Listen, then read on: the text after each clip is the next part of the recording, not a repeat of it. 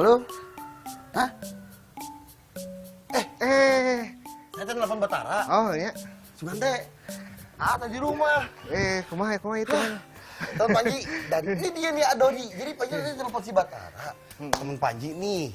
Dalang dan adiknya Adoni sih. Iya. Cuma ternyata malah Adoninya yang keluar nih. Iya. Yang punya rumahnya langsung. Kira-kira nih ya. Ngomongin rumah Pancasila. Kira eta aya Batara Asena ya. Nah, itu Kan kebetulan. iya, coba ngapain kamu diem di situ? Teman Panji, ini namanya Kang Batara. Nah, yang ini namanya Adoni. Kalau Panji menyebut Kang Batara, Akang kenapa? Karena yaitu sebutan hormat untuk dalang. Dalang, ya. Nah, Orang Sunda di. Orang Sunda di wae. Nah, Kang Batara ini adalah anak dari maestro dalang wayang golek Jawa Barat, Asep Sundar Sunaria.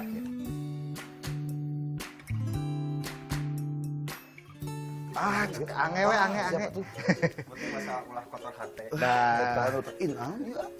Nah, iya bumbu dapur. Ini hasil kebun sendiri. Serius, A? Ya, ini hasil dari Rempah-rempah, lempah, cikur, terus terus ada apa lagi? jahe merah. Jahe merah itu. Jahe merah ini banyak. Kentang. Kentang. Ini nanam sendiri? Ya, nanam sendiri. Mana A, kompornya? Oh, kompornya mah di hawu kan? Loh. Kan saya nggak pakai kompor. Kompornya pakai hawu. Jadi dapur ini cuma buat nyimpen Ya, ini, buat simpan. buat nyimpen rempah, Rempah. buat nyimpen anyaman bambu. Ya, Oke. hasil panen. Nah, Kalau beras ada lumbung padi di sana namanya leit. Punya lumbung padi? Lumbung padi. Tempat naruh padi, A? Iya, betul. Waduh. Yuk teman-teman, kita lihat varas ini Yuk. yang Adoni sama acara tadi maksud. Yuk. Yuk. Lihat.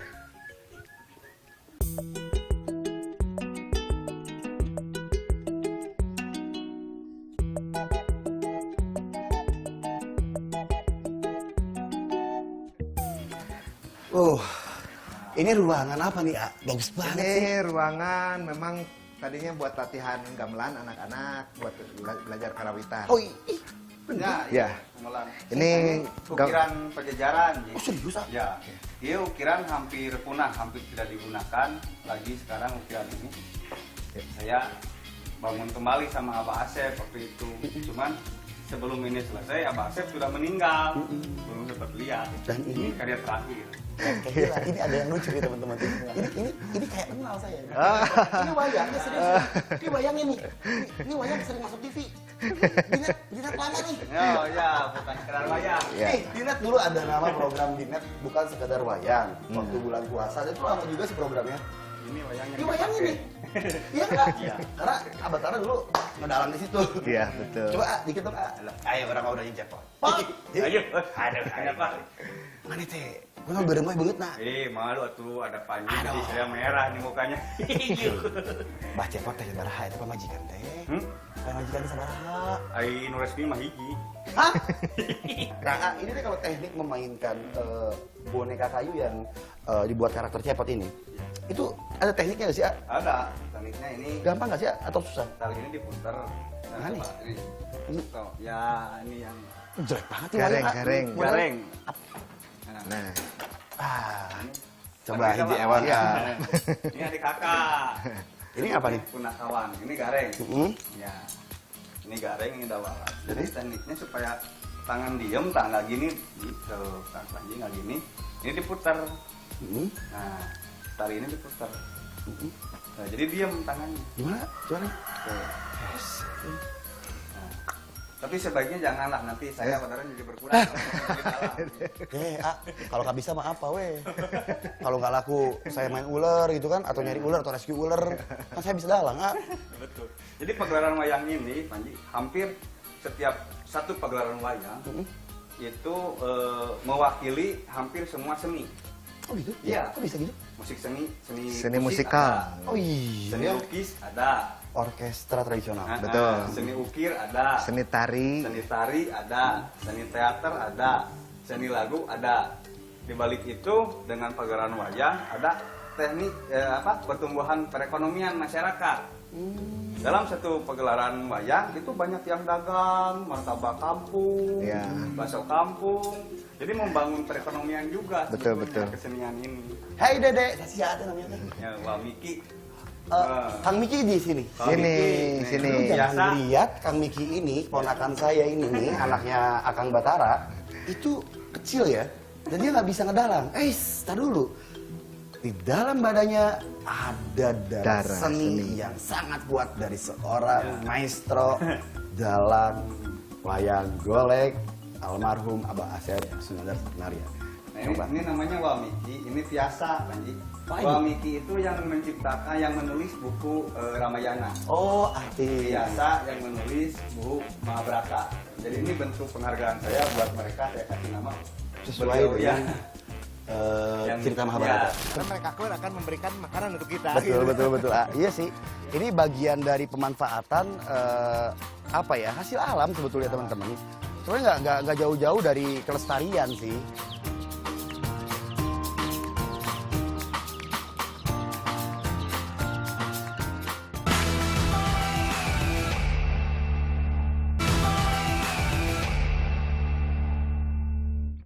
Ini Ayo. kita berarti kemana? Ke sini ya? Kita sebelum kita biasakan makan, biasanya saya suruh anak-anak kasih makan dulu apa Kasih yang makan? akan kita makan. Maksudnya kasih makan apa? Ayam. Ayam, ayam, ikan. Karena semuanya emang dipiara di sini beneran. Betul. Dari mulai kambing, domba, Itu berarti ya? Iya. Itu ya. Kalau kandang kambing mana? tuh di sebelah sana. Nah, tuh anak-anak lagi pada ngasih makan tuh. Mereka tuh udah tahu jam makannya Betul. ayam, Iya. kalau hari suruh Betul. masih makan. Kasih makan. Karena kita membiasakan apa yang kita makan, kita beri makan juga. Menarik ya. Kenapa saya nggak ngajarin anak saya kayak gini kalau di rumah ya? Iya, ini sebagai bagaimana kita menghargai alam.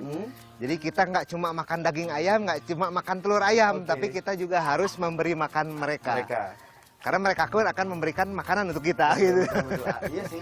Ini bagian dari pemanfaatan apa ya, hasil alam sebetulnya. Hasil alam, teman-teman. ya, betul. Soalnya nggak jauh-jauh dari kelestarian sih. Ini ya kasih makan. Apa itu? Ini kasih makan megat. Nah, ini Lihat. ya Belatung. belatung ini. Ada aja. Aduh di mana? Ini sebagai nutrisi proteinnya untuk pertahanan tubuh dari virus-virus. Aduh dapat dari mana? Oh, ini saya buat sendiri. Hah? Buat sendiri. Ya, betul. Aduh ngumpulin belatung sendiri. Oh, enggak. Saya ngumpulin sampah, ngumpulin hasil dari pedagang-pedagang di depan rumah. Dia ada sampah-sampah buah-buahan, kita ambil, kita kasih makan baby maggot-nya supaya jadi maggot dewasa. Ini kan larva kan? Iya, betul. Larvanya lalat kan? Iya, betul. Berarti ini kok gede banget, lalatnya segede gimana ya? Iya. Teman-teman nih lihat nih. Ini larva, maggot katanya namanya. Jadi dia tuh larvanya lalat. Nah, teman Panji, begini nih. Ini adalah lalat BSF di mana saat ini kata Adodi budidayanya lagi banyak dikembangin. Betul, ya? ya. Dan Iya. ini kemarin dari Kementerian Lingkungan Hidup juga sempat ekspor ke Inggris dan Belanda. Serius? Iya, betul. Jadi komoditas unggulan berarti ya? Betul, ya. Indonesia berarti bagus. nih? Indonesia paling bagus karena larva hasil BSF-nya itu memang dia lebih besar dan lebih tangguh dan memang bagus juga untuk kesehatan. Oke, teman Panji, buat kalian yang penasaran bagaimana cara Adodi membuat alternatif pakan untuk hewan ternak di halaman rumahnya agar bisa mendapatkan nutrisi cukup untuk ayam ini, pertumbuhannya bagus, kemudian dipotong nanti memberikan gizi yang bagus untuk Ya, yang dimakannya, betul. untuk yang makannya itu dengan makanan yang sehat. Nah ini makanan yang sehat untuk ayam, tapi nggak sehat untuk buat kita. Gitu. Tapi nanti ayamnya jadi sehat karena makannya ya. Sehat, ya, betul. Oke, berarti hitungannya ini harus ada metode atau proses buat bikinnya. Kalau gitu, Panji harus ikut ke tempatnya langsung.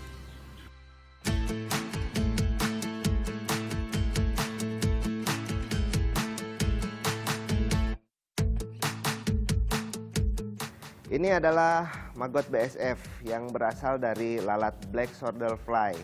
Nah, maggot BSF ini dari nilai segi ekonomi ini sangat bisa menjadi membangkitkan perekonomian masyarakat jika masyarakat ikut membudidayakan ini karena ini mengandung nilai jual yang cukup lumayan dan bisa diminati oleh para peternak ikan, ayam dan pertanian juga. Dari mulai harga per kilonya bisa mencapai 50.000 sampai 100.000 bergantung jenisnya dan kualitas magotnya. Tapi sebelum kita menjual pupa juga ada telurnya yang mempunyai nilai ekonomi yang cukup lumayan, yang berkisar dari harga 7.000 sampai 10.000 per gram, yang bisa dikembangkan lagi menjadi larva BSF, yang mana larva itu bisa dikeringkan, bisa menjadi tambahan gizi bagi pakan ternak. Ayo sekarang kita bisa memperlihatkan bagaimana siklus maggot BSF ini dari mulai telur, larva, sampai menjadi lalat. Ayo kita lihat. Nah, yang ingin saya perkenalkan siklus yang pertama adalah telur BSF. Telur BSF ini saya bisa produksi satu hari dari mulai 100 gram sampai 250 gram. Yang akan kita tunggu sampai dia menetas selama berapa hari? 4 hari ya? 4 hari. Dan di bawahnya kita sudah sediakan makanan untuk baby larva. Setelah menetas menjadi baby larva, dia akan masuk ke makanan itu, yaitu berupa sampah organik yang bisa berupa buah-buahan, ampas tahu, kotoran hewan, limbah RPH juga dari darah, jeroan usus, dan ini ampas kelapa, ampas tahu, ini juga bisa menjadi makanan untuk magotnya. Dari baby maggot ini yang sudah terlahir, dia akan memakan makanannya selama kurang lebih 3 minggu. Selama 3 minggu itu dia akan menjadi tumbuh maggot dewasa yang siap menjadi lalat. Tapi kita akan melihat proses bagaimana dia tumbuh kembang di dalam tumpukan sampah ini.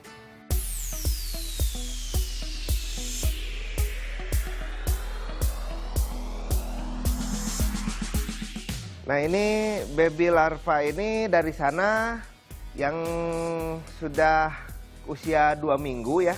Usia 2 minggu ini baru bisa mulai terlihat bagaimana dia rakusnya memakan sampah-sampah organik itu yang berupa buah-buahan, ampas-ampas kelapa, dan kita coba bagaimana melihat ini, kita kasih ikan ini nih, daging ayam. Kita bagaimana dia reaksinya untuk agresif sekali memakan daging ini.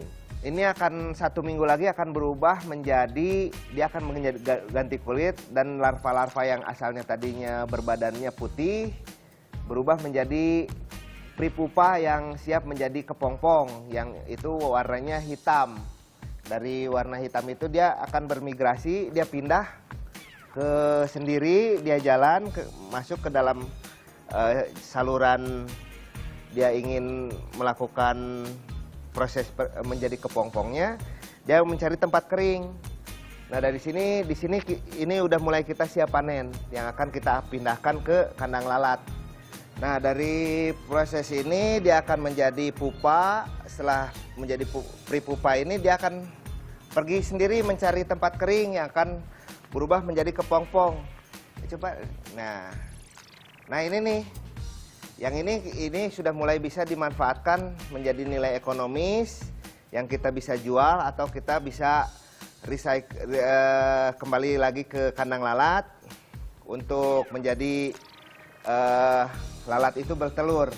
Nah, sebelum dari sini juga ada yang kita bisa dimanfaatkan pas pada saat masa menjadi larva-larva putih, yang itu yang banyak disenangi oleh hewan-hewan ternak. Nah, ini yang seperti putih-putih ini sudah mulai bisa dimanfaatkan untuk menjadi pakan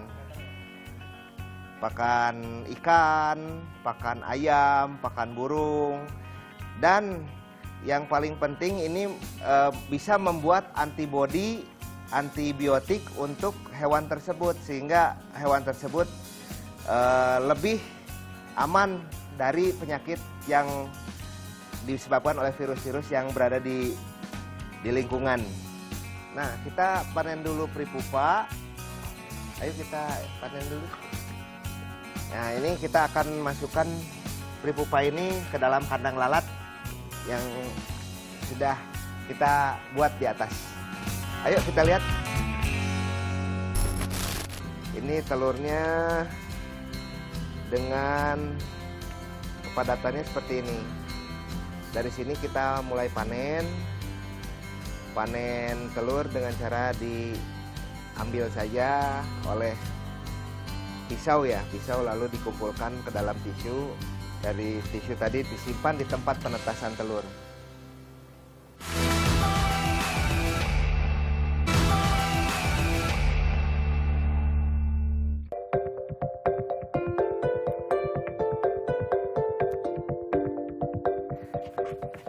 Nah, ini adalah lokasi kandang lalat yang mana hasil panen maggot pripupa ini kita akan jadikan lalat. Ayo kita ke kandang lalatnya.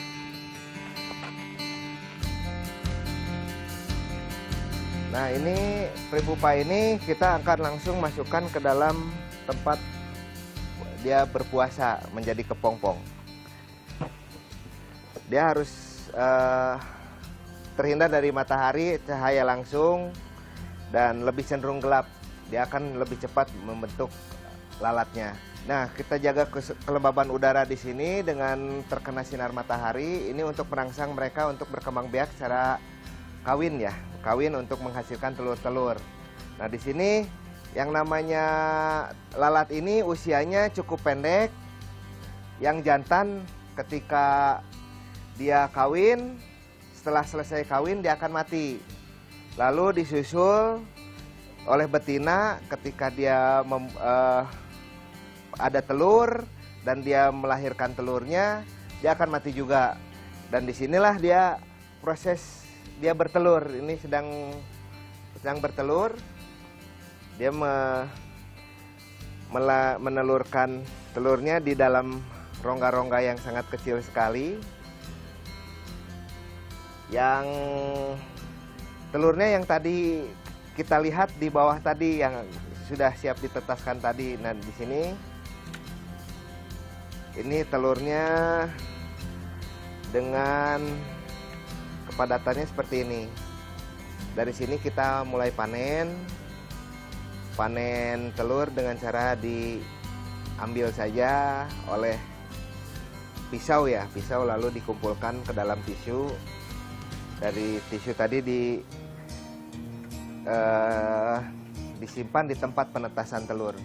Nah, bedanya lalat BSF ini dengan lalat biasa, lalat ini tidak berbahaya bagi kesehatan manusia ya, karena lalat ini yang asalnya berasal dari Amazon yang mana dikembangbiakan di Indonesia dan bisa tumbuh, dan hasil pengembangbiakan lalat BSF di Indonesia ini lebih baik dari yang aslinya karena di sini hutan tropis, banyak sinar matahari, kelembaban udaranya juga cukup baik, dan ini menjadikan minat-minat orang luar negeri untuk menjadi konsumen bagi peternakannya di luar negeri sana. Nah, demikian informasi yang saya sampaikan untuk bagaimana mengenai cara-cara budaya BSF ini. Semoga bisa menginspirasi untuk membantu membersihkan sampah yang ada di negeri ini.